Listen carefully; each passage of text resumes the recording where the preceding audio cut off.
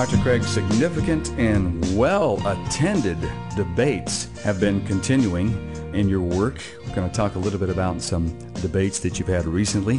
By the way, if you go to reasonablefaith.org, some of these debates are available on audio and video. And in the case that those are not there, there's also some descriptions of them in our newsletter. So just go to the newsletter and you can read some quick accounts of what took place at some of these debates. Let's start with Victor Stenger. This is not the first time that you've debated him. Contrast the two debates that you had. Sure. Vic Stenger and I debated a number of years ago at the University of Hawaii, where he was an emeritus professor of physics. And that was a debate on the existence of God.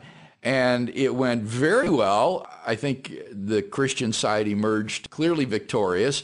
Although Stenger, I understand, has in recent years done a little bit of revisionist history on the debate. But fortunately, the tape is available and anyone can watch the DVD to form his own opinion. But I was happy to have a rematch with him at Oregon State University for the Socratic Club at the university. And our topic again was the existence of God.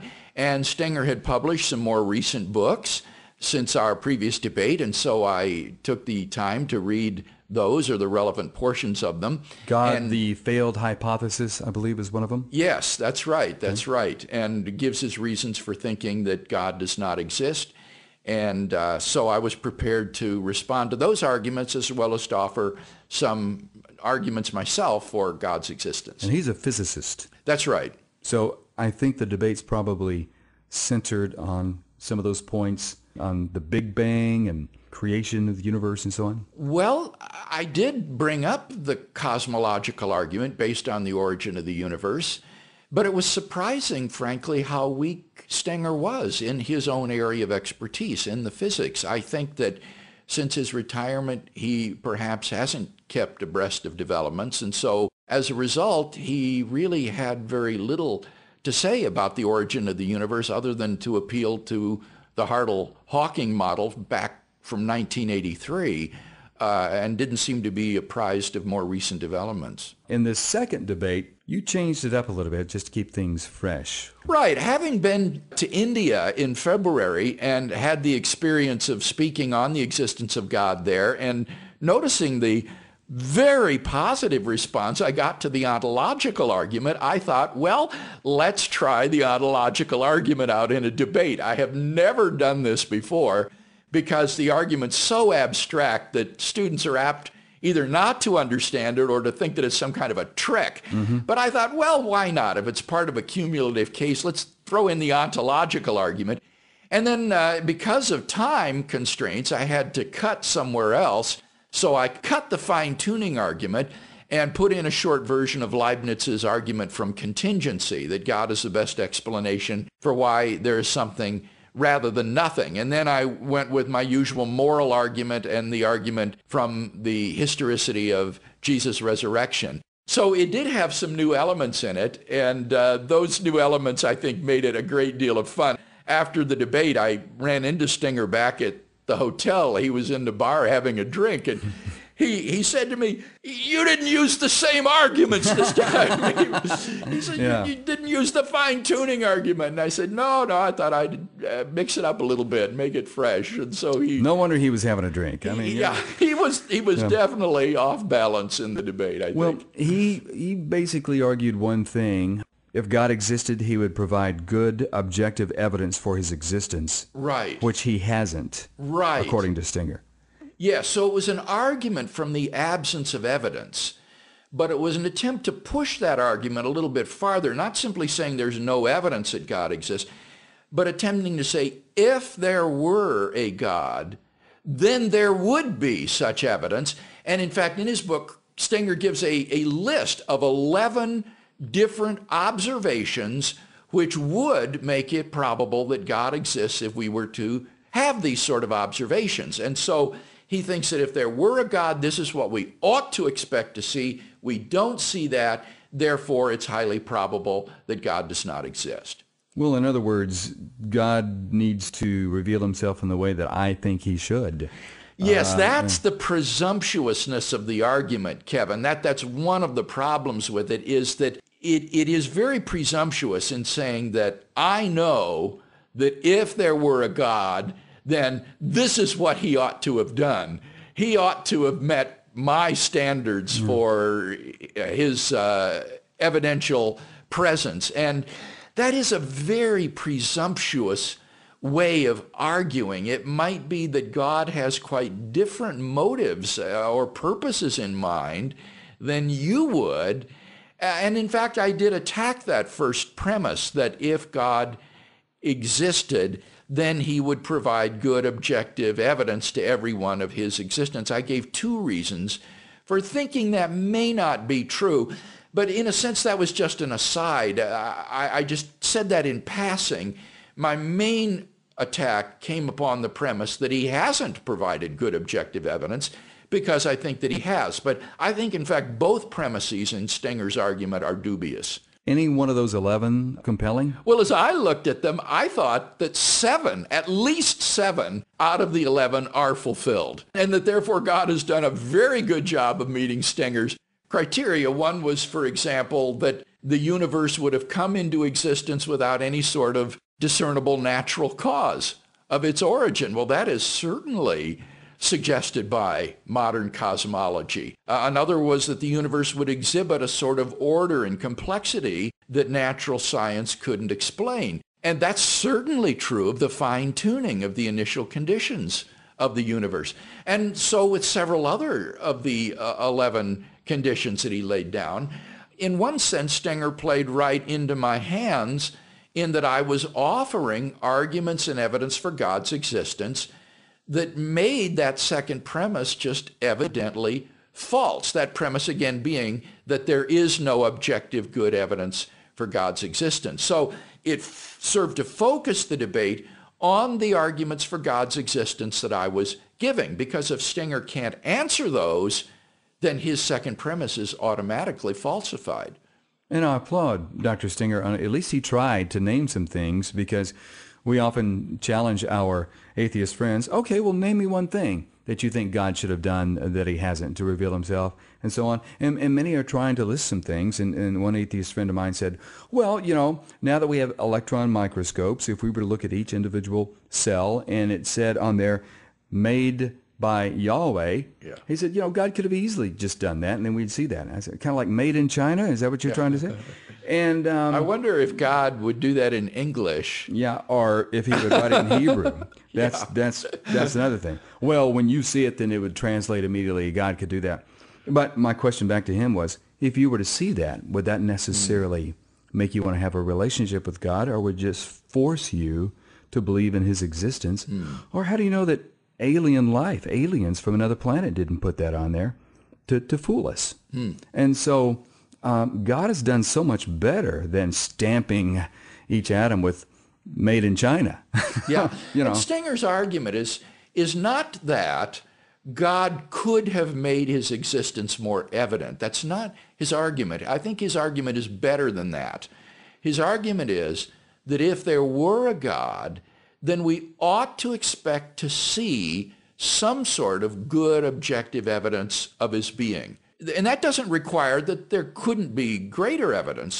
That would allow you to have, in a sense, an ascending scale that maybe is endless. God could have always made his existence more obvious. But Stenger isn't requiring that. He's simply saying there ought to be some good objective evidence that he exists if God did exist. Now, I don't think that premise is clearly true. I think there are reasons to think that if God exists, he might well have reasons for not doing that.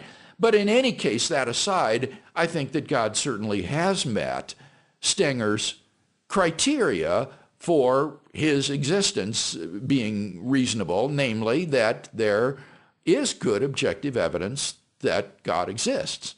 And similarly, the argument that God could have provided greater evidence of his existence, and that therefore that somehow provides a reason to think he doesn't exist. That, again, is not Stenger's argument, but you will hear that said by certain atheists. So there's a whole mix of these kinds of arguments based on absence of evidence or degree of evidence, and it's important to see exactly which one our opponent is offering. And fortunately, Stenger makes his premises explicit. He states them very clearly in his book, and that makes it easier to respond. After these debates, it would seem that some dialogue would be opened up between you and some of your opponents, because after all, Bill, they are colleagues. And are there further exchanges to maybe try to get at truth? Because it can become a contest, and if they continue to view you as a contestant, well, then they may be resistant to any insights that you have, when instead they might ought to try to incorporate your work with theirs.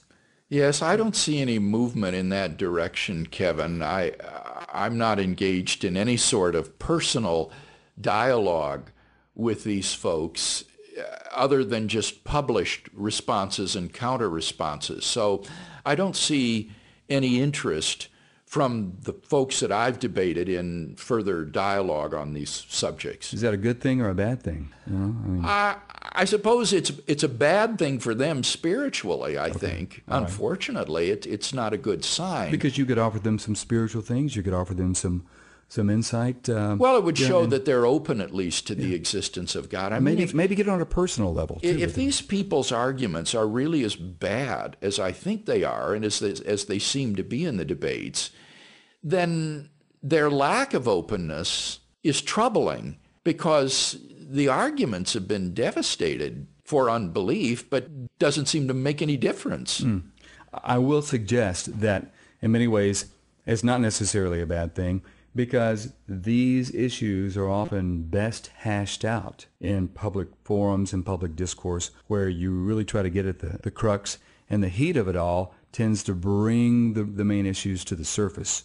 And so I would suggest that. I would see that there's a lot of value in what you do in responding to journals, responding to articles, responding to one another in written form and in public forums. Right. So that's where the debate is carried on, and students who view the debates can see what are some of the arguments for theism, what are some of the arguments for atheism, and then how would proponents of these differing views respond to these arguments, and then they can weigh the cogency of these responses.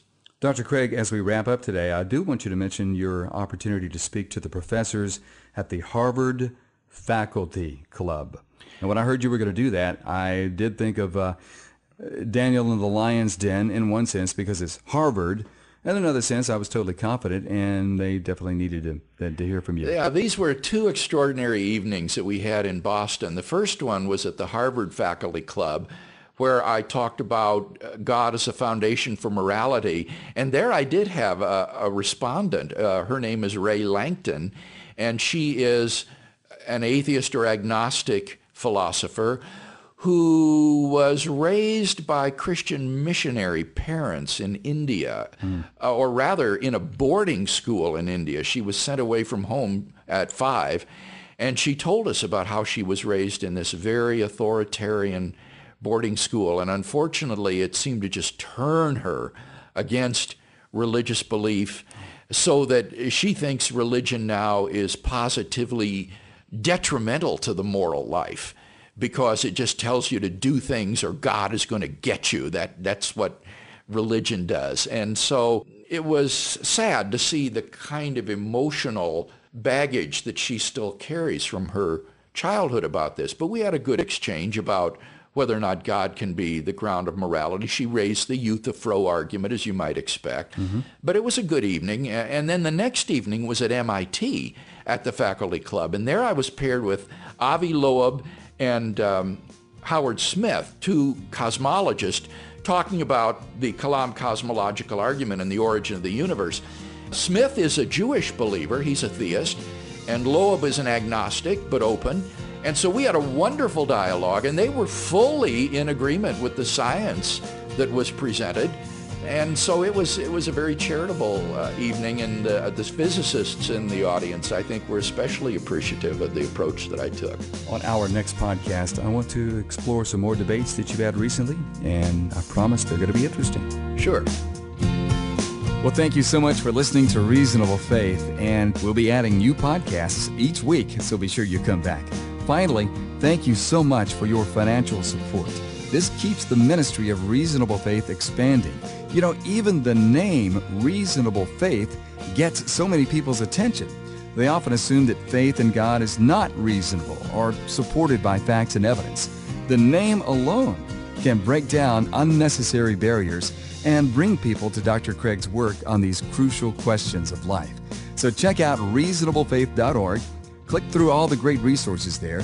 And if you wish, you can safely donate there as well. It would be a blessing. We appreciate it. I'm Kevin Harris. We'll see you next time on Reasonable Faith with Dr. William Lane Craig.